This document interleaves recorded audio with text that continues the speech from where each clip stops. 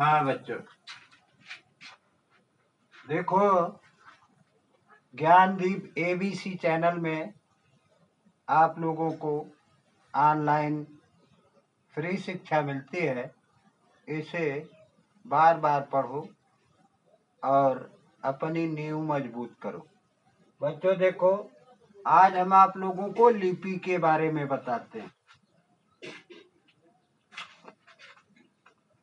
वह भी आप लोगों को ये जानिए कि लिपि के द्वारा भी हमारे इतिहास की कुछ जानकारियां मिली।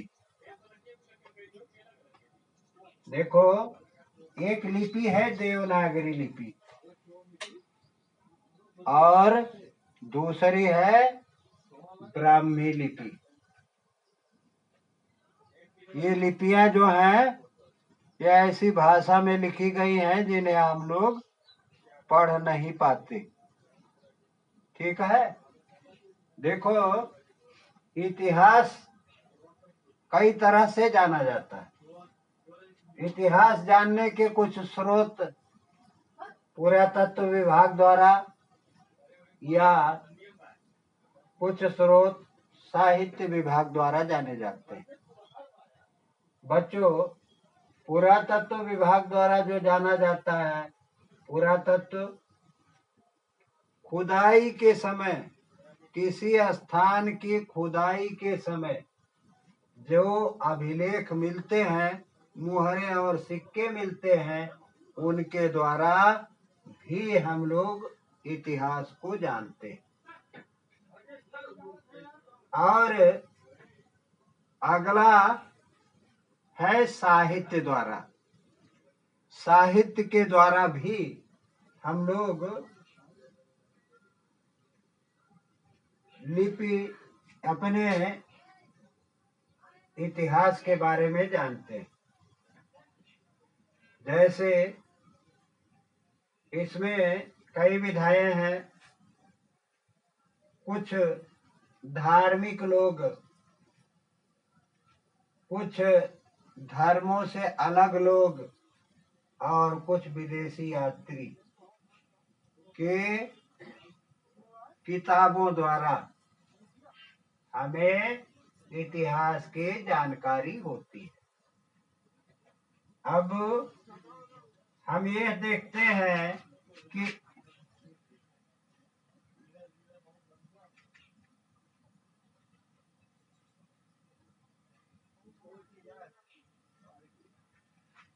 देखते हैं कि वेद द्वारा किसके कैसे जानकारी मिलती है, वेद को किसने लिखा और क्या क्या लिखा। वेद में वाल्मीकि और व्यास, ये दोनों लोग हमारे इतिहास के साक्षी हैं। इन्होंने लिखा क्या? वेद, रामायण, महाभारत, बौद्ध और जैन धर्म के व्याख्यानों को लिखा। इनके द्वारा भी हमें इतिहास के जानने के कुछ स्रोत प्राप्त होते हैं। ये तो रहा धार्मिक। और धर्मों से अलग भी हमें इतिहास की कुछ जानकारियां मिली।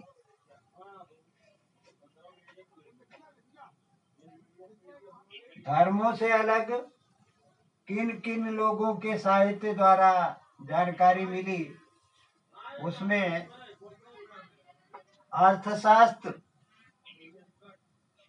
अर्थशास्त्र को कौटिल्य यानी चाणक्य ने लिखा।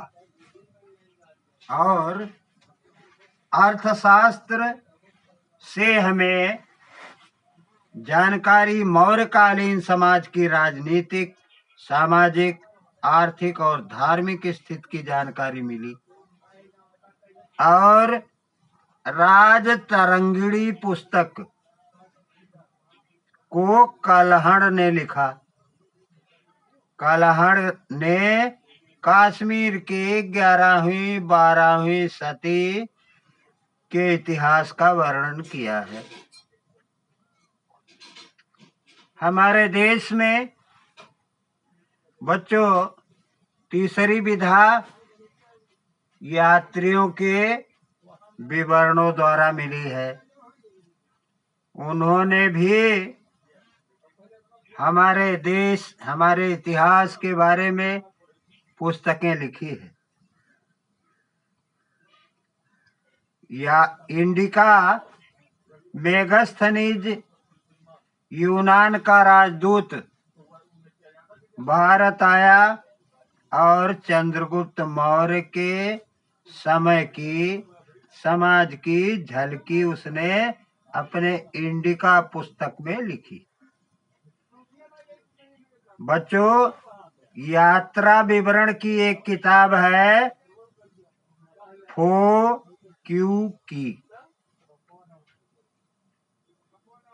यह फाहियान द्वारा लिखी गई गुप्त कालीन से संबंधित पुस्तक है।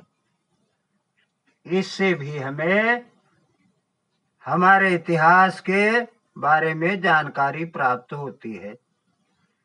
और यात्रा विवरण ही CQ की ने लिखा। CQ की पुस्तक में लिखा कि हर्षवर्धन के शासनकाल का क्या विवरण था।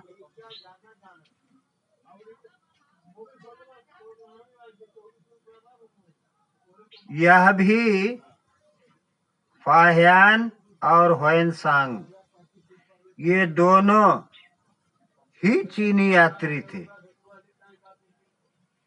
एक ने, फाहियान ने फो क्यू की लिखा और CQ की ह्वेनसांग ने लिखा। और फो क्यू की जो फाहियान ने लिखा वह भी चीनी यात्री थे, और CQ की जो ह्वेनसांग ने लिखा वह भी चीनी यात्री थे।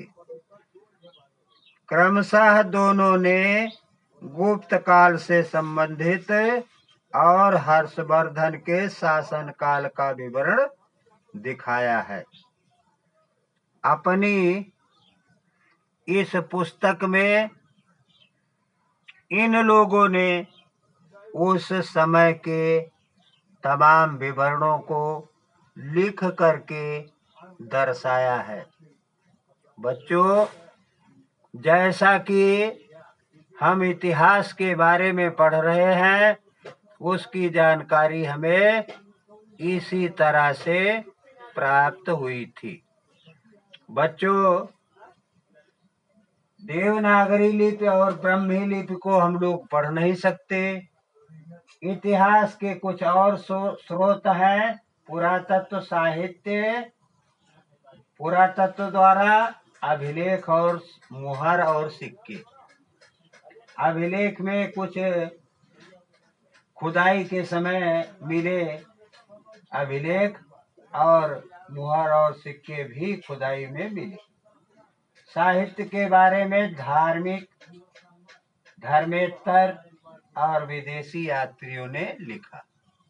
बच्चों, वेद वाल्मीकि व्यास, वाल्मीकि एवं व्यास रामायण महाभारत, जैन और बौद्ध धर्म के द्वारा भी इतिहास की जानकारी मिली।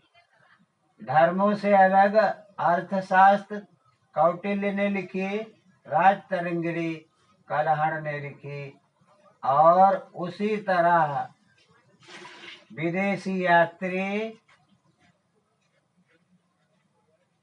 जो भारत किसी न किसी रूप में आए, इंडिका मेगास्थनीज ने लिखा, और यात्रा विवरण में फो क्यू की फाह्यान ने लिखा और CQ की हुएनसांग ने लिखा, जो दोनों चीनी यात्री थे। बच्चों, बस आज इतना ही।